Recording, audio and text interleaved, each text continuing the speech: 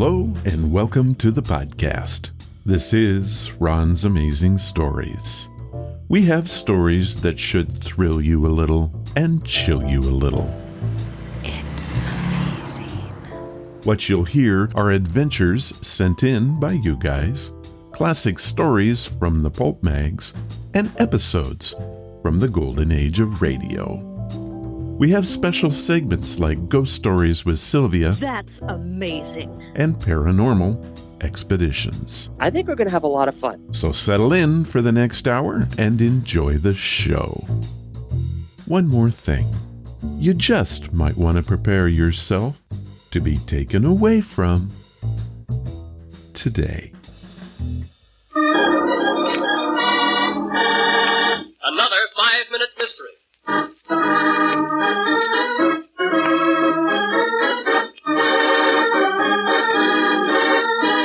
This 5-minute mystery is being brought to you by The Ghost Hunter.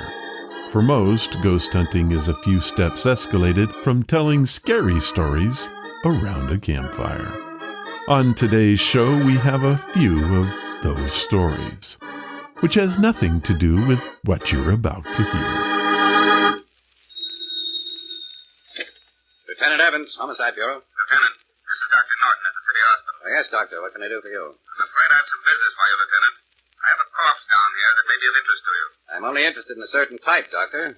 Unless this is a case This is directly in your line, Lieutenant Evans. It's murder. Where's your late patient, Doctor? In here, Lieutenant Evans. Any identification on the fellow? No, his pockets were empty. Well, there's your man, or what's left of him. Pretty well carved up, isn't he? Yes. Death was caused by a knife into the heart. All the other wounds were merely an anticlimax. Speaking medically, of course. Which one of your ambulance men picked him up? Oh, I'm sorry. I should have told you before this. But he was brought in here by a motorist who picked him up at the side of the road. Did you get the fellow's name and address? I did better than that, Lieutenant. I asked him to wait until you got here. Good. I'll see him right away. Where is he? In my office. Down this way. I have a hunch he'll prove interesting. A man who'll give a ride to a corpse. Tell me, Mr. Scott, what time was it when you picked up the body? I should say it was about 11 o'clock in the evening, Lieutenant. I drove directly to the hospital after that. That was a pretty isolated road you picked to go riding on, Mr. Scott. It's an old habit of mine to avoid the holiday weekend traffic, Lieutenant. I always use the back roads. Was the body still bleeding when you found it? I suppose so, Doctor. He was dead, but I put him in the back seat and rushed here as quickly as I could. How long was that ride, Mr. Scott? About a half hour, Lieutenant. I estimated the death to have occurred about 9 o'clock this evening. That was an hour before Mr. Scott discovered the body. Well, that's about all the information I'll need right now, Mr. Scott.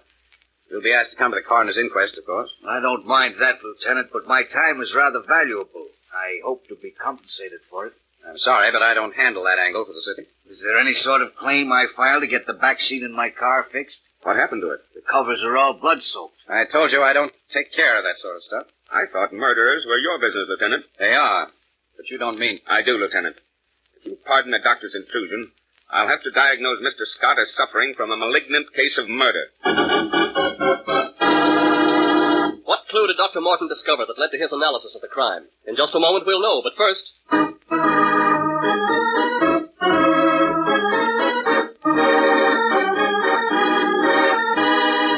I have some real problems with this one. As do I. The doctor's statement as to this being a murder is rather obvious. I concur. Stabbings usually indicate murder. And we kind of left it at that. Perhaps. The writers assumed that we would assume that the driver was guilty. Yep. Of course you know what they say about that. I do. When you assume, you make an ass out of you and me. So very true. Let's go see what they have to say.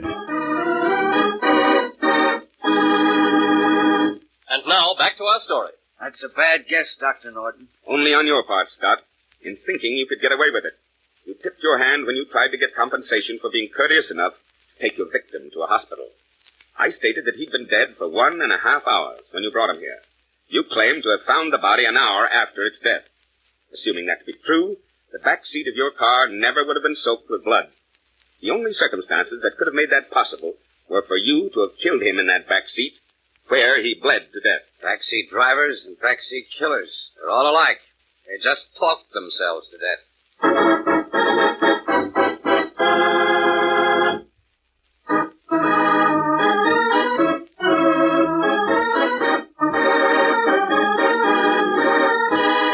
Oh, ha ha. That was such a cute ending. I found it rather embarrassing. The whole mystery was ill-conceived and, well, stupid. Agreed, but it had one good thing going for it. What's that? This 5-minute mystery was brought to you by The Ghost Hunter. There is that.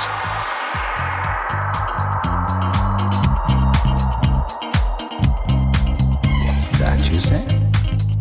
Welcome to the podcast. We have a show full of ghost busting, or to put a finer point on it, paranormal investigations. We review the audiobook Ghost Hunters, Who They Are and What They Do, and have 2 listener stories on the subject. We then present a tale titled The Ghost Hunt, and we will end the show with another Johnny, Is It True? Ghost Hunter edition. So much good stuff. But before we get to all that, I received this email from Rodney Mack, who has submitted material to the show in the past. He hails from Texas and has this question for me. Ron, I have a question about the art you do each week. One of the things I look forward to is the show art. My thoughts are always the same. Is there something I'm missing? And what does it all mean? I've often wondered where your head is at. Please enlighten me. Rod. Well, Rod, that is a question I've been hoping that someone would ask me for years. You're the first.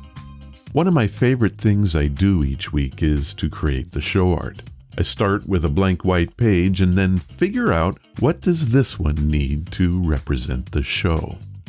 Then I go looking for images across the internet. For example, last week's show was called Cellar of the Sky. It came from the pulp mags of the 1950s. I went looking for the actual cover of the magazine that the story appeared in, and there it was. The old man telling stories to the kids. It took a bit of doing, but I cropped out just the characters and began crafting the art. I brought in a snowy background, added some lighting streaks in the sky, and then added the text. But it needed something else. 2 of the stories in the show were about angels, so why not throw an angel in the sky? Art done. That is the process I go through each week. I always post the widescreen version of the art on our Facebook page so that you can check it out each show. To see the art, head to facebook.com/Ron's Amazing Stories and click on the photo tab. There you can see at least 100 of them in living color. Of course, sometimes they're in black and white as the mood fits. I also have all 400 plus of them on a special Google photo album. I keep meaning to make that public one day. What do you guys think?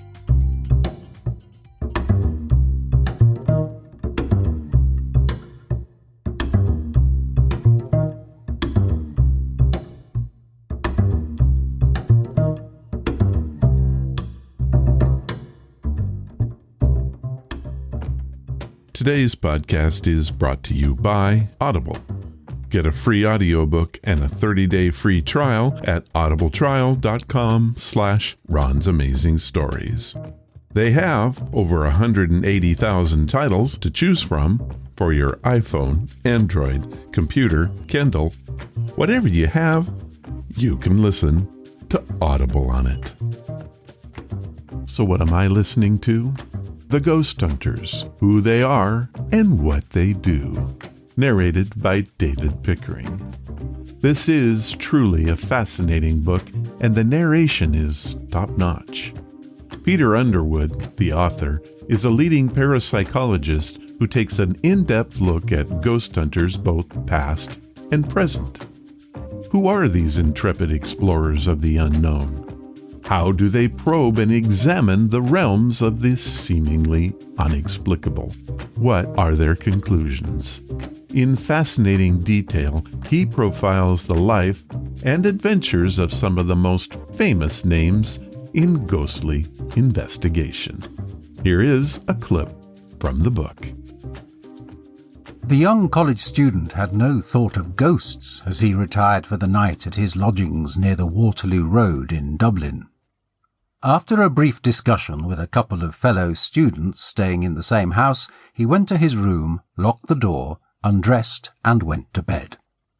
Bright moonlight filtered into the room between the folds of thick plush curtains, and as he idly looked at these shafts of light, he saw something move.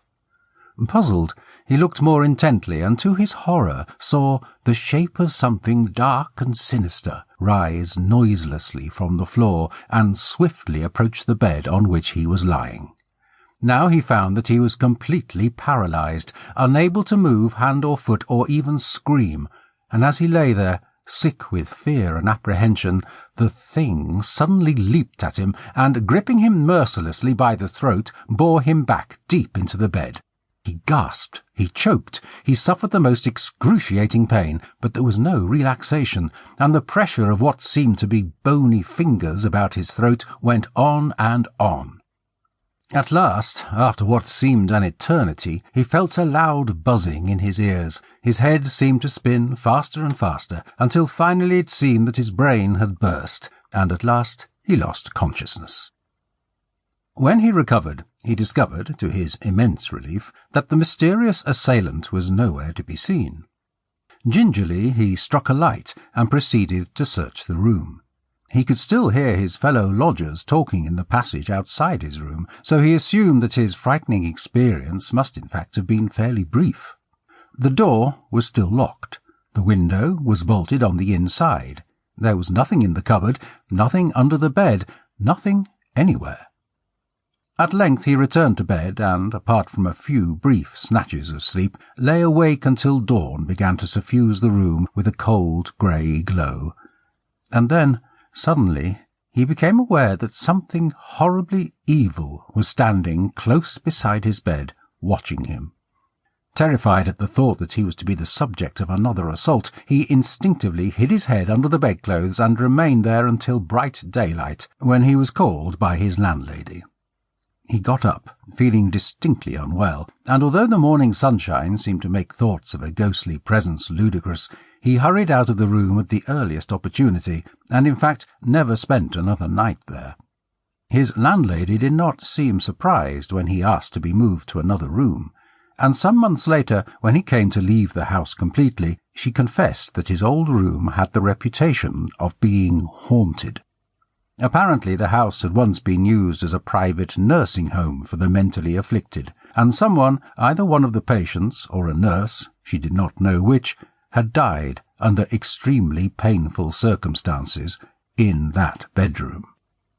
That adventure, intensely unpleasant as it had been, profoundly interested the young man, and he always referred to it as the cause of his decision to adopt ghost hunting as a profession or life work, which he did for more than 50 years.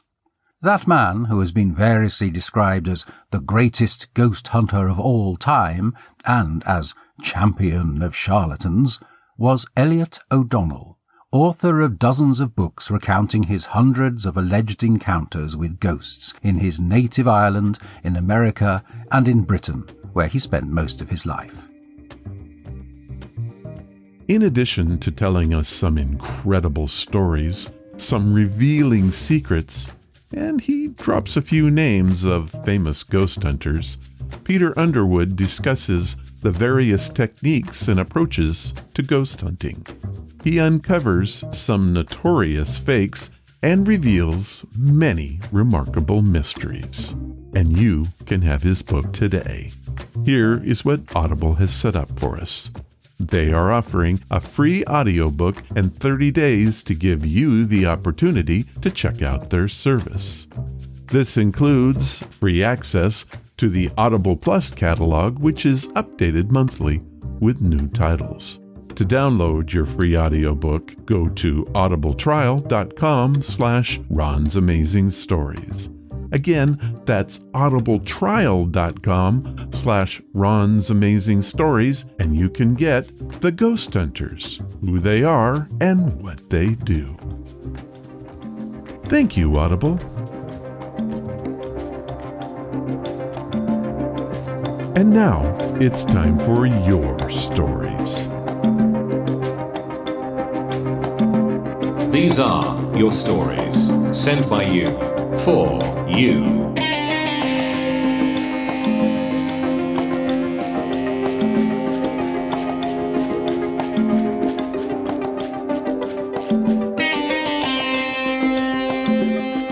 Our stories this time come from the ranks of current or past ghost hunters. In our first case, the event was so traumatic that Jeremy Lucas of Bear, Delaware, ended his ghost hunting career. I did a little research on this one, and I was able to find references to everything in Jeremy's story. It is scary, and there is no other word for it. Here is his adventure. Hello, Ron. I've listened to you for a while now, and I have to say I hear and obey. I do have a story to tell. There is a place near Bear called Lum's Pond State Park. It has a pretty incredible history of the paranormal. Ghostly screams and pleading are said to come from the woods just off the hiking trail around the pond. They are believed to stem from an 1870s murder. Here is my story, and this is absolutely true. I was part of a ghost hunting group. We weren't anything professional, just a group of young guys with recorders and cameras.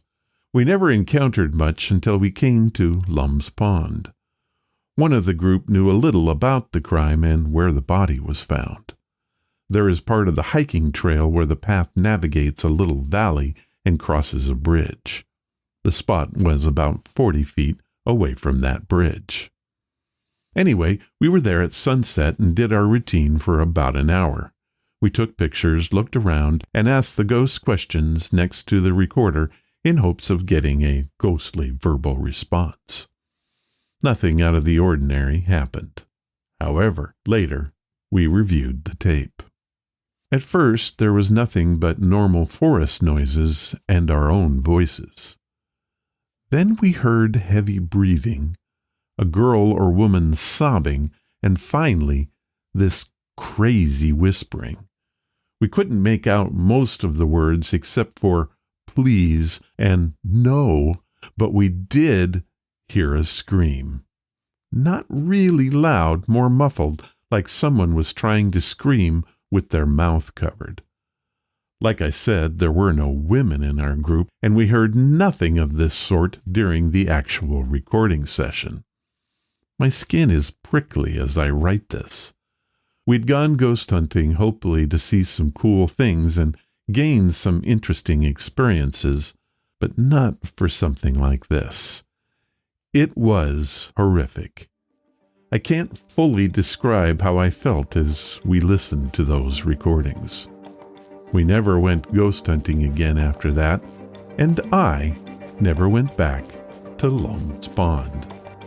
Jeremy Lucas, Bear, Delaware. Well, Jeremy, like I said, I did a little research on this one and found out that in 1873, a young girl ran away from an unhappy home. She ended up seeking refuge in the woods at Lum's Pond. Unfortunately for the young girl, she was not the only one in the woods. She stumbled upon a man camping. He captured and murdered the helpless runaway. The gruesome act took place on the very trails that you did your investigation. I also found a number of stories that match your recordings. People have heard screams, and they have seen an apparition of a young girl near the playground. This next story comes from Todd Davis from Boston, Massachusetts. I received this story via email, and Todd has titled it, A Night in Yorktown. Hello, Ron. I'm a big fan of the show, never miss an episode, and my favorite segments are the ghost stories. Why? Because I'm a ghost hunter and I live to tell them myself. I've been hunting ghosts since I was 19 years old.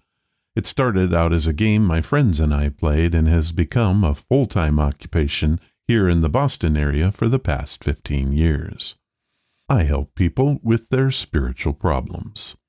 I make my living selling tractors. Not many people need those in downtown Boston, so you can imagine that I travel the country a lot. In so doing, I do investigations all over the United States. I was recently in Texas, and I know how you love stories from there, so I thought I would tell you all about it. From the outside, Yorktown Memorial Hospital looks like the definition of haunted. It is a 30,000 square foot building with granite and concrete facade and overgrown bushes around its side. Broken windows lead to a black interior, and the doors are all chained shut. Inside the building, a cool breeze wafts down the dark hallways, leaves press against dusty windows, and wasps crawl along the walls. The hospital closed in 1986 after a new facility opened up nearby. It operated as a drug rehab facility, but the state closed that in 1992. The building has sat empty, attracting stories of terrible malpractice and lurid misbehavior. Rumor has it that hundreds of patients died here.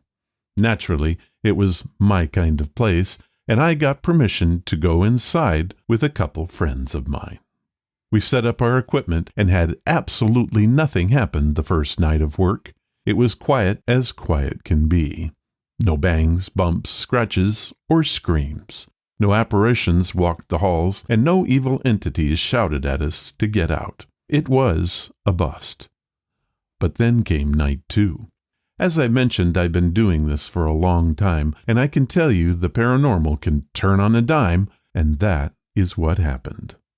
The second night started with some real strangeness.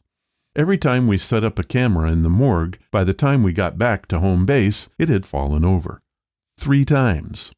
The last time I stayed behind, out of sight, to see what was going on. The thing just fell over. There was no wind, no shaking, and nothing to explain it. I went back into the room, set it up again, but this time I told the spirit in the room what I was doing and why. That camera never fell over again that night. It never caught anything, but at least it didn't fall over. Later that evening, I was walking the main hallway past the old nurse's station. I heard a voice call out. I switched on my voice recorder and asked them to repeat that. Clear as day, a woman's voice said, "I'm lonely." I responded and told her that I would stay with her for a while. There was an audible sigh, and then nothing. When I replayed the recording back, only my voice was recorded, which is usually the opposite of what normally happens. I was at home base monitoring while friends walked the floors.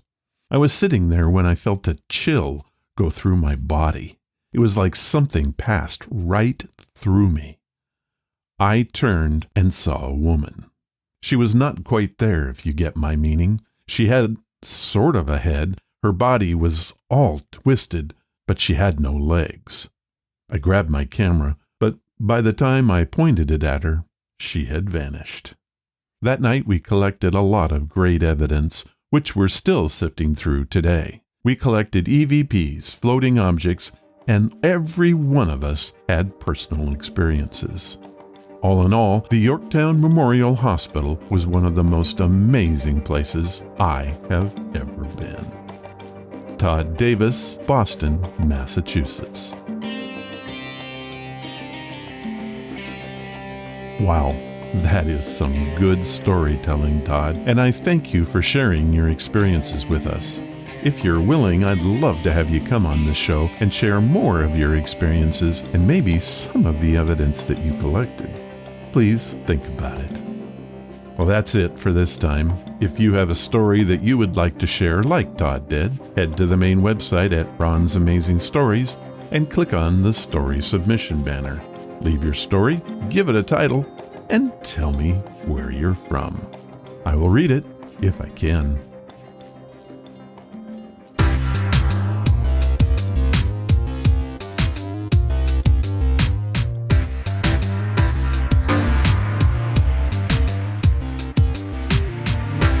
Our featured story for this podcast continues the theme of the show. It happens to be one of my very favorite episodes from the annals of old-time radio. It is titled Ghost Hunt and tells the story of a disc jockey who spends the night in a haunted house with surprising results. It is a well-written ghost story with a fine performance from Ralph Edwards. More about him later. Here is Ghost Hunt from Suspense, and it first aired on June 23rd, 1949.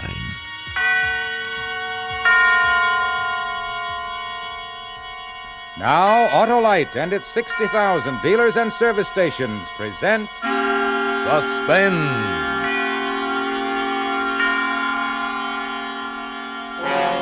Tonight, Autolite brings you Mr. Ralph Edwards in Ghost Hunt, a suspense play produced and directed by Anton M. Leader.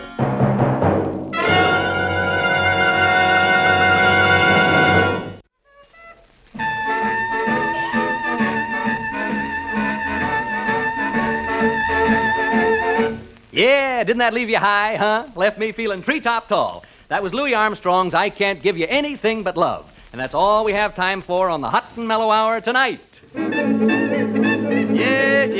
Yes, this is Smiley Smith, your favorite disc jockey. I hope booting the Hot and Mellow Hour home for this evening. I'll be back again tomorrow night, minus the music, but with a little surprise for you. Tomorrow night, Friday night, as you know, is stunt night here at station WXP, and have I got a stunt for you. Last week, if you remember, I planted my wire recorder in the steam room at a lady's Turkish bath and let you listen in on the playback, remember? Well, tonight, as soon as I leave the studio, do you know where I'm going?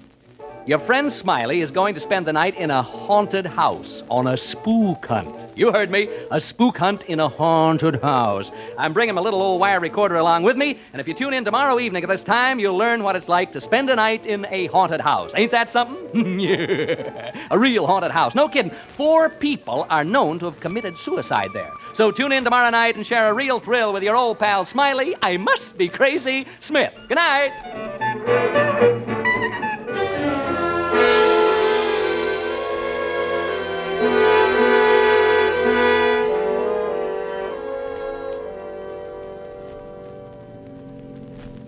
Care for a cigar, Mr. Thorpe? I got some cigars in the dash there. No. Well, no reason for you to carry a chip on your shoulder, Mr. Thorpe. Oh, really? Well, I don't like this fool stunt. Well, I don't see it as a fool stunt at all. I really don't. I think it's the only way you're going to unload this house. Ordinary selling methods won't work in a case like this.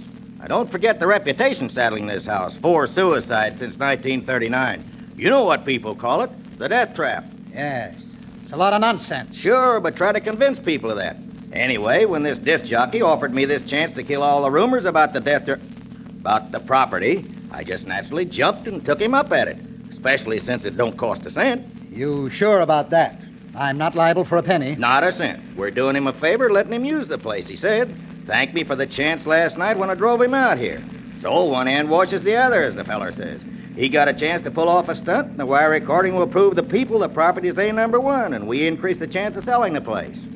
Well, as long as it doesn't cost me anything. Not a thing. He's using his own recorder, and I'm paying for the rental of a couple of walkie-talkies he hooked up to it. Well, what about this, Reed? Does he charge anything? He comes gratis, too. Dr. Reed is a psychic investigator.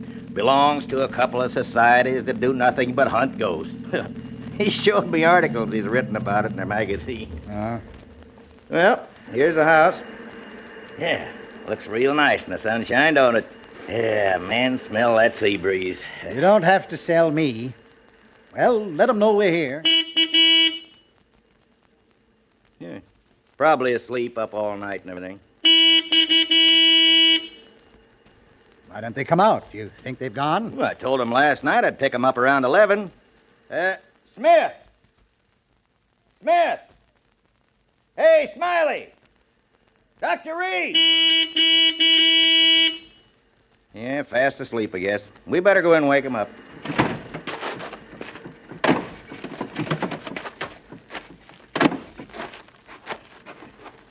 course, they may have taken the bus back to town. No, no, no. It's a 2-mile hike to the main highway.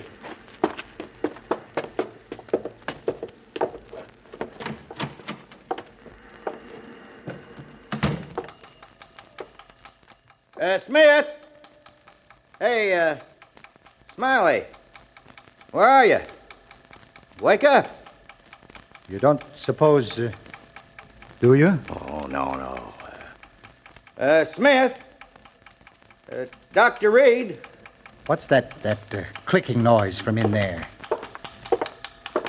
Well, it's his wire recorder. He left it running. These machines cost a lot of money. Doesn't he care if he uses up his batteries? Well, where is he, and where's this Reed? Maybe they're upstairs. Smith! Hey, anybody home? They must have walked to the highway and taken the bus. Well, he wouldn't have left these machines. Well, where are they, then? Where are they? No, don't get excited, Mr. Thorpe. Don't tell me not to get excited. If something's happened to them in my house, I'm liable. Well, you try this side. I'll try that one. All right. Smith. Hey, Smiley. Smith. Smith. Oh. McDonald, come here. No, what? What it? Oh, no. Reed. Dr. Reed. No, don't touch him, Mr. Thorpe. You'll get your hands off. Look. Blood. Is he dead? I can still feel his pulse. We better get him to a hospital fast.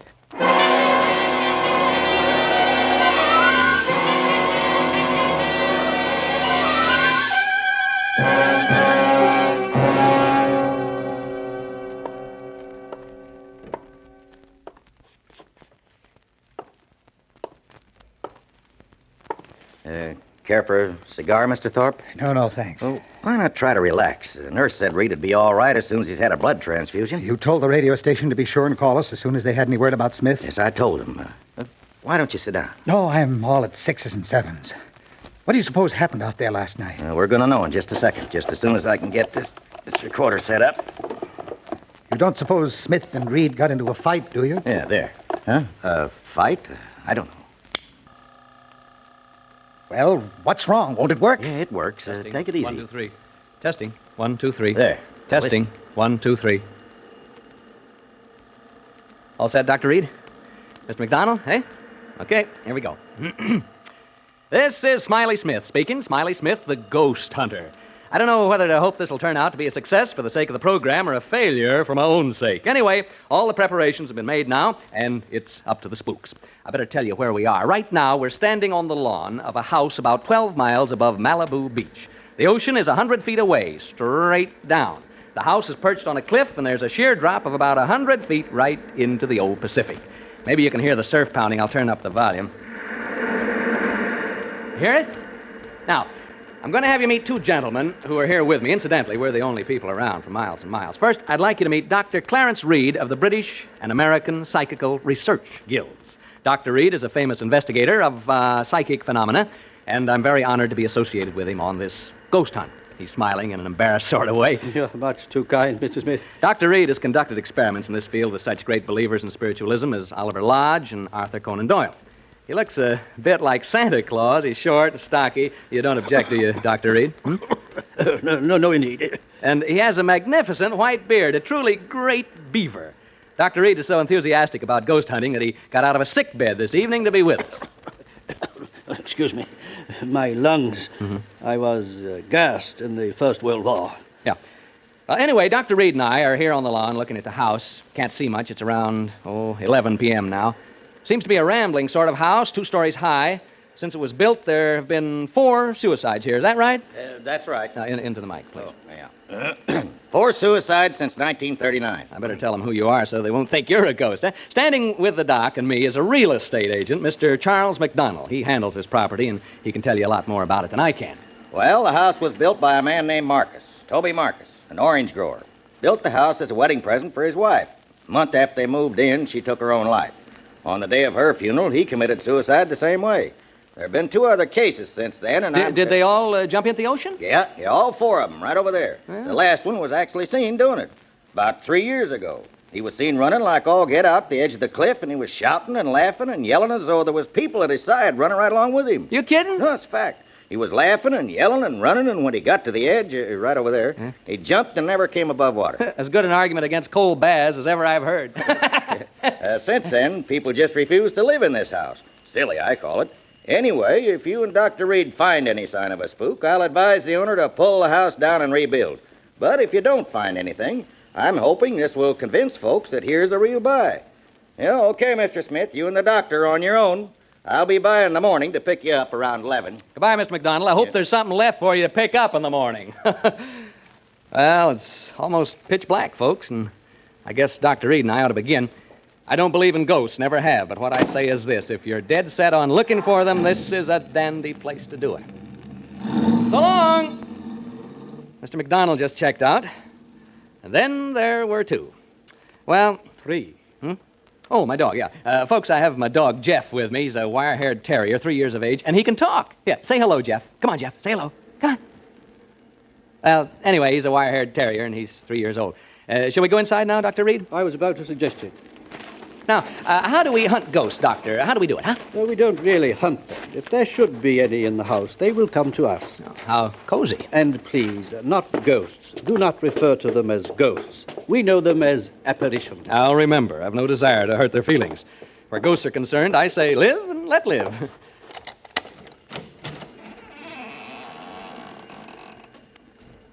Well, we've opened the front door now. Maybe you heard the hinge squeak a little. Now we're standing here looking in. Can't see much. Smells sort of musty and damp. What's the matter, Jeff? What's the matter, boy? Jeff. Oh, come on now, come on. My dog seems to object to entering this house. He has all 4 feet braced and he's straining against the leash. Perhaps he senses something we don't. Like apparitions, maybe? Perhaps. It's not unusual. Animals lack the veneer of sophistication we humans possess and are more sensitive to such emanations. Yeah, come on, Jeff. Now, stop this nonsense. He probably smells a mouse or a rat or something. Come on, Jeff. We're going in whether you like it or not. Well, there's a short entrance hall, and over there at the end of it is a flight of stairs leading to the 2nd floor. Jeff! And over here at the left is what seems to be a large reception room. We're entering this large room now. There are windows over there, French windows, and through them I can see the ocean. The electricity hasn't been turned on, so all I have to see by is a flashlight, not a very powerful one at that. Dr. Reed is now adjusting his walkie-talkie. It's hooked up to my recorder so that he can cut in while he's hunting and tell us what he's found. Here's a few words from Doc before he sets forth on his investigation through the house. Ladies and gentlemen, excuse me, Mr. Smith has introduced me as a ghost hunter. He spoke, I think, in a spirit of skepticism and levity. I'd like to assure you all that my purposes here are serious. I have spent my entire life seeking reliable proof of the appearances of apparitions. Have you ever seen any, ever? I have seen phenomena which lead me to believe in the possibility of their existence, although I have never seen any. I account myself sensitive to the evidence of their existence. This house, for example, affects me profoundly. It doesn't seem to affect you in the same way. I'm not too happy about all this, if that's what you mean. You are not psychic, and therefore not sensitive to these matters as I am. I imagine the question in the minds of those of you listening to us is, shall we find apparitions? I don't know. But I feel they are here and that they are evil. I sense danger. I shall soon know. Dr. Reed's leaving the room now to make a tour of the house. First thing I'm going to do is open the windows and let some fresh air in. It feels better already. Cooler anyway. I know that. Out! What was a bat? A bat just flew into the room. I think it's a bat, not a bird. I didn't actually see it, just its shadow as it fanned my face. There it is again. It touched me as it passed. Jeff, come back here. Jeff, you fool dog, come back here. Dr. Reed. Dr. Reed. Dr. Reed!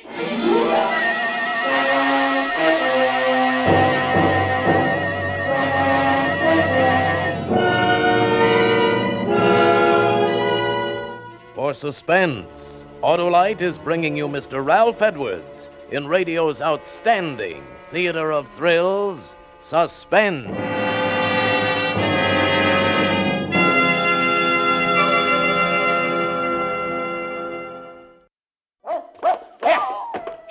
Jeff, come back here! Jeff, you fool dog, come back here! Dr. Reed! Dr. Reed! Dr. Reed! Reed speaking. What is it, Smith? Jeff has run off. My dog, he jumped through the window and ran off. Oh, so? I told you he sensed something about this house, didn't I? Yeah, you want to come and see if you can determine what it was exactly that set him off? Soon. I am making my way slowly up the stairs toward the second floor now. I'm halfway up. I'll be down with you soon. Folks, my dog's run away. You probably heard him howling. He jumped through the window and took off. Never did anything like that before. Frightened by the bat, I guess. Personally, alone here in this big room, I can understand how he must have felt. This isn't a cheerful spot by any means. I may not be psychic, but I sure have a feeling this house doesn't want us here. Read again. Excuse me. I have something of great interest to report. I'm now standing in an alcove on the second floor trying to recover my breath. As I reached the head of the stairs, I felt what I think is a definite psychic manifestation. I felt suddenly as though I had been punched in the solar plexus. That's the only way I can describe it. At the same time, I began to perspire. My head is still swimming slightly, and I have difficulty in swallowing. My pulse rate is around 110 in a minute. The sense of evil is very strong. I feel very, what shall I say, profoundly depressed. Do you want me up there? No, I prefer to remain up here alone. The presence of a disbeliever such as you might interfere with my investigation. Folks, I'd like you to get a picture of what it's like here. It's very quiet, for one thing. I've never been in such a quiet place, and it's pretty dark. No light except my flashlight. Tell you what, you go now and douse all the lights you have on. Go ahead, put out the lights, and that'll give you a clearer feeling of how it is here with me. Go ahead, put out the lights. Hey, did you hear that? The real estate agent told me I'd probably hear rats and mice in the walls. Well, I can certainly hear them now. Even you can hear them, I think. It's as though... Dr. Reed speaking. I've been working my way toward the front room, the one directly above the one in which Mr. Smith is now. The vibrations have become stronger and more pronounced as I approach it. I think I am on the verge of an important discovery. Important discovery, did you get that? Now I can hear Dr. Reed moving about in the room above. I don't suppose you can. Have a try anyway, huh? Hear him? I hope he finishes his investigation soon, because, quite frankly, I'd like to get out of here. I can well imagine people becoming unhinged in this place. Right now, I find myself pretty jumpy. Not being very brave, am I? It's being alone in this room down here that does it. This darned old house. It's a very, the atmosphere, it's so very... I wish only to make this hurried report before continuing with the investigation in this room. I have carefully sounded out all the parts in this room, and the emanations are most strong from what appears to be a closet, before which I am now standing. As soon as I open the door to this closet, I will have, I think, a thing of great interest to communicate. I find no key to the lock, and so I will attempt to remove the hinges with my penknife, and I will tell you what I find when I open it. I'll tell you what it would cost to get me to open that door. In the basement at Fort... There's that bat again. It seems to like me, the way it keeps... Each time it passes, it touches my face or my neck with its wings. They're smelly things, bats. I don't suppose they bathe very often, if at all. I wonder how... Get away, you bat! That bat'll be the death of me. Yeah, it's like a jingle, isn't it? Bat'll be the death of me, the death of me, the death of me, bat'll be the death of me. It isn't far from London. No, that isn't the way it goes. It's come down to Q in lilac time, in lilac time, in lilac time. Come down to Q in lilac time. It isn't far. I haven't thought of that since I was a kid in grammar school. Gee, I had a lonely childhood when you come right down to it. That's my affair, isn't it? Yes, it is. It most certainly is. I have succeeded in removing the hinges to the door, and I find inside it is not a closet, but much larger. It is, I think, a dressing room. I have not yet been inside, but I am about to enter. What was I talking about? Bats. Well, the bat flying back and forth in this room is... Did you hear that? Did you hear it? Dr. Reed must have knocked something over in the dressing room. A chair, a heavy chair by the sound of it. The chair, or whatever it was, must have fallen right over my head. That's the way it sounded. I can see a small stain forming right on the ceiling, right over my head. Something ran across my foot just then. A rat, I think it was. I've always hated rats. Most people do, of course. That stain up there bothers me. It's gotten so big so soon. I think I'll take a chance and bother Reed and ask him what it is.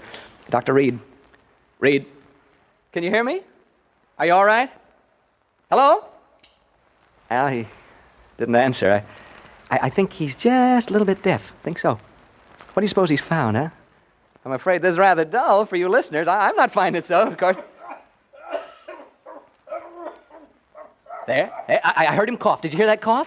Hope he's all right. He got out of a sick bed to come here this evening, you know. He was gassed in the First World War, and this place is beginning to get on my nerves a wee bit, just a teensy-weensy bit. Reed, speaking, Hello? He's switched off. That's the bad cough he's got. I feel so lonely. Been alone so much in my life. Not so much now, of course, but when I was younger, I was alone so much of the time, you know, struggling to get ahead, living in a hall bedroom, wondering where my next meal is coming from. I get the blues just remembering it. Seem sad, young people having to spend so much time alone. Sad for old people, too, of course. I'm saying of course a lot. Of course I am. Hey, that stain on the ceiling, it's grown amazingly. It's actually beginning to drip. I mean, form bubbles. They'll start dropping soon. Colored bubbles, they seem to be. Odd-shaped stain, like a body lying on its back with its arms stretched out. It's cheerful. Oh. I'll certainly advise Mr. McDonald to have this place pulled down. I'll go upstairs in a minute or two to see how Dr. Reed's making out. You know, listeners, I really believe I'd go completely crazy if I had to stay here much longer. Wears you down. That's exactly what it does. It wears you down. It's so close and musty in here. I feel sort of trapped. Don't know why I said that. That's what they call this place, you know, the death trap. There, what did I tell you? That stain started to drip drops. Drip drops, drip drops, drip drops, drip. I'll catch the next one with my hand. Reed? Dr. Reed! I'm going upstairs now, listeners. I'm afraid something has happened to Dr. Reed. I'm not kidding now. I mean, this is on the level. Which room could it be now? Right? Left? No, right. This is it, I think. Oh, evening, gentlemen. And madam? I'm so glad to see you. I was just aching to see somebody. Anybody. I've been so lonely down there. What have you done with the doctor, huh? I know he's been hurt. See the color of the bubble on my hand? What have you done with him? Make way, please, gentlemen. Make way. Well, this isn't the funniest darn thing. This can't be Dr. Reed lying here. He didn't have a red beard. Now, don't crowd me, gentlemen. Don't crowd me, please. Huh? You want me to go where with you? You want me to do what? Speak up, gentlemen. To the cliffs. Down to the cliffs? You mean right now? Well, all right, if you'll come with me. I don't want to be alone anymore. You will come with me? All of you? All four of you? You too, ma'am? Oh, good. Come on, then. To the cliffs. To the cliffs. To the cliffs. To the... He jumped over the cliff. He jumped over the cliff. McDonald, he jumped over...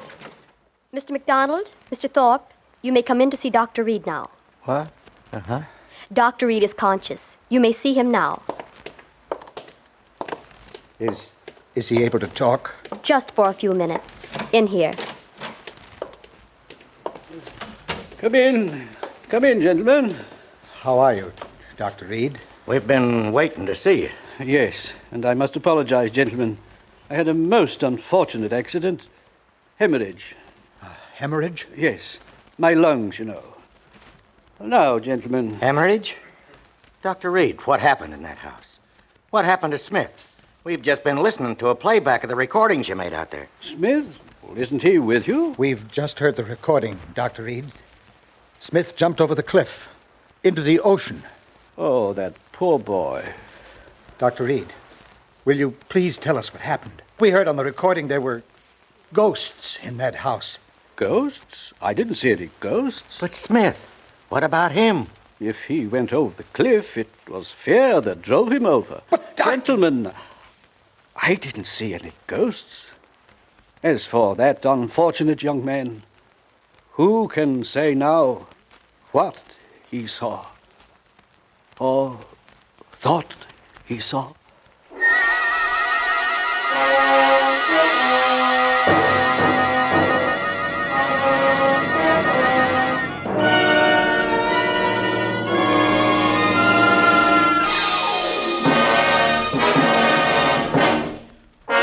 Suspense. Tonight's Suspense play was adapted for radio by Walter Newman from an original story by H.R. Wakefield, with music composed by Lucien Morawek and conducted by Lud Bluskin. The entire production was under the direction of Anton M. Leader. Make it a point to listen next Thursday to Suspense, radio's outstanding theater of thrills. Remember, next Thursday, same time, hear Joseph Cotton in The Day I Died. You can buy Autolite resistor spark plugs, Autolite stay full batteries, Autolite electrical parts at your neighborhood Autolite dealers. switch to Autolite. Good night. This is CBS, the Columbia Broadcasting System. That's a great story, and our lead actor poured a whole lot of energy into it. Ralph Edwards was a radio star, radio producer, television host, and television producer. He was best known for his game show, Truth or Consequences, and one of my very favorite programs from the past, This Is Your Life. Edwards worked for Crow Radio in Oakland, California, while he was still in high school. He worked his way through college at the University of California, Berkeley, earning a BA in English in 1935. While there, he worked at every job from janitor to producer at Oakland's KTAB. Edwards then hitchhiked across the country to New York City, where he said, "I ate 10-cent, equivalent to $3 in 2021, meals, and slept on park benches." After some part-time announcing jobs, he got his big break in 1938 with a full-time job for the Columbia Broadcasting System, where he worked with another young announcer who would become a legend. Who might that be? Well, Mel Allen. How about that?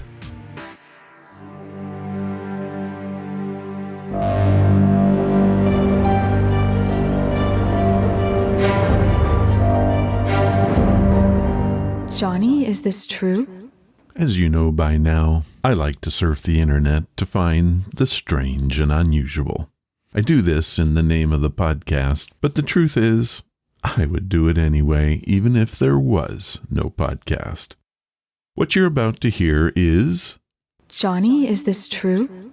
I will tell you a story and then ask the question, did I make it up or is it true? Your job is to decide. Let's get started.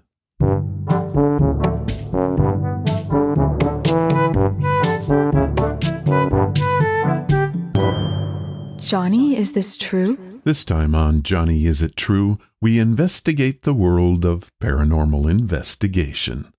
I will give you some situations that you might encounter while ghost hunting, and it's your job to determine if what I'm saying is true. Word of warning, I got a bit creative on this one, so you just might want to think it through. Story 1. Two ghost hunters were investigating the famous Empire State Building on March 17, 1929. They discovered two entities on the 86th floor who had been killed during the building's construction. The two men heard screams and watched the apparitions fall to their death. First, were there actually ghost hunters in 1929? And second, did I make this up? Well, yes, I did make this up. But there were ghost hunters in 1929. In fact, paranormal research dates back to the 18th century. So yes, there were ghost hunters.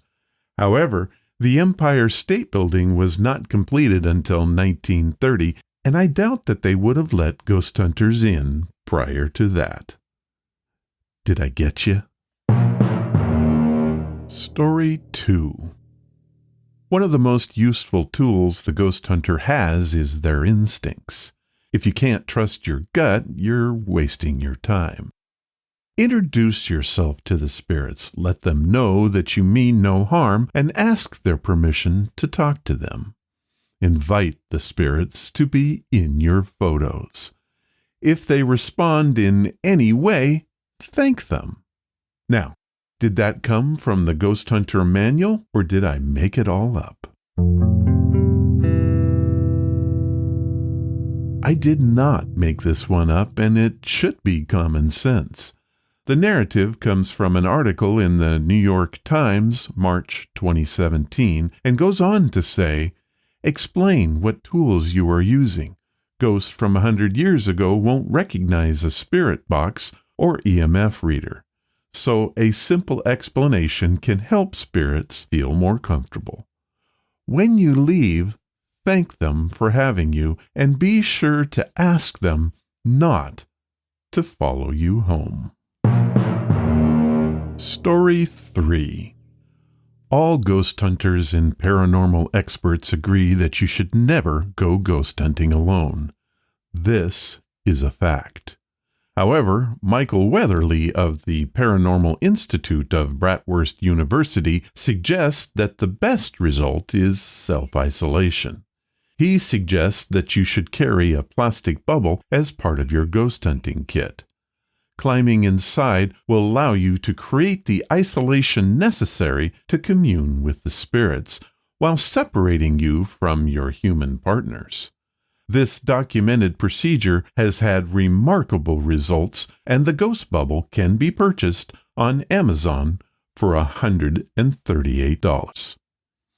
What do you think of this one? Okay. This is just pure silliness, and yes, of course I totally made it up. Come on now, ghost bubble? Having said that, though, always take a friend with you when you go ghost hunting. They can help you if something goes wrong, as well as be an extra pair of eyes and ears that you will need to validate your findings. Ghost bubble sold separately. Story 4. One of today's most famous ghost hunters is Amy Bruni. She was 8 years old the first time she saw a ghost. It was in her childhood home in California, and she saw what appeared to be a man outside the second-floor window, which made no sense to her because, well, people can't fly.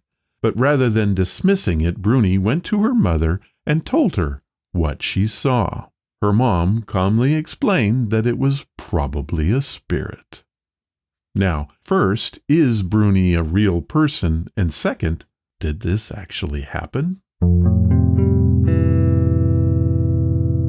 This is completely true, and so began Bruni's lifelong fascination with paranormal activity that has taken her from enthusiastic ghost hunting hobbyist to a reality television celebrity.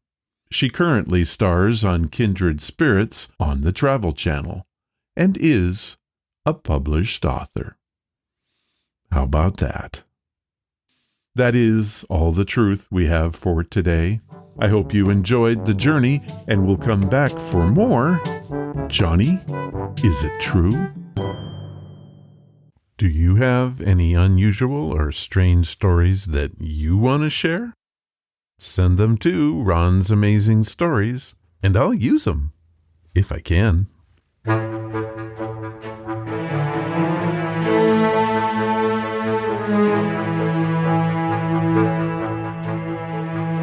Well, that completes episode number 491, and Rodney Mack, Jeremy Lucas, and Todd Davis are the folks that made it happen. You guys did so good. If you want to follow the podcast or the blog, head to ronsamazingstories.com. There you will find any of the links I mentioned and how to contact us. Do you want to help the show? The best thing you can do is to tell your friends all about it, and please leave reviews or feedback wherever you listen. Clicking that follow or like button makes us grow. Thank you for listening, and I hope you come again to find out what are Ron's Amazing Stories.